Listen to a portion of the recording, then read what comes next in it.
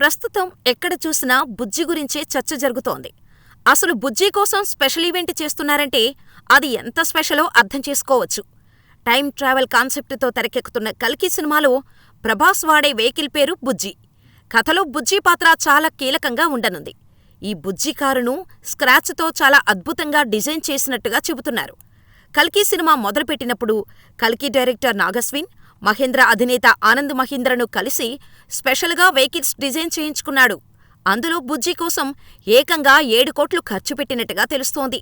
సినిమాకి బుజ్జి హైలైటుగా నిలుస్తుందని అంటున్నారు. దీనికి చాలా ప్రత్యేకతలు ఉన్నాయట. బుజ్జి గాల్లోకి కూడా ఎగురుతుందట. ఇక ఈ సినిమాలో ప్రభాస్ కోసం స్పెషల్గా 2 కోట్లు పెట్టి బుల్లెట్స్ పేల్చే జాకెట్ కూడా తయారు చేశారని తెలుస్తోంది. ఇదే కాదు, సినిమాలో చాలా వింతలు, విశేషాలు ఉంటాయని అంటున్నారు. ఈ లెక్కన కల్కిని ఏ రేంజ్లో ప్లాన్ చేస్తున్నారో అర్థం చేసుకోవచ్చు. ఈరోజు సాయంత్రం రామోజీ ఫిలిం సిటీలో జరుగుతున్న ఈవెంట్లో బుజ్జిని ప్రేక్షకులకు పరిచయం చేయబోతున్నారు.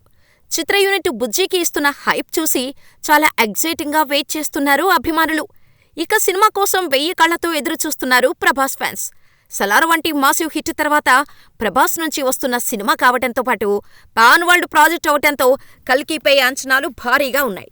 జూన్ 27న రిలీజ్ కానున్న కల్కి 2898 AD సినిమాకు నాగస్విన్ దర్శకత్వం వహిస్తుండగా వైజయంతి మూవీస్ బ్యానర్పై అశ్వనీదత్ దాదాపు 600 కోట్ల బడ్జెట్తో నిర్మిస్తున్నారు.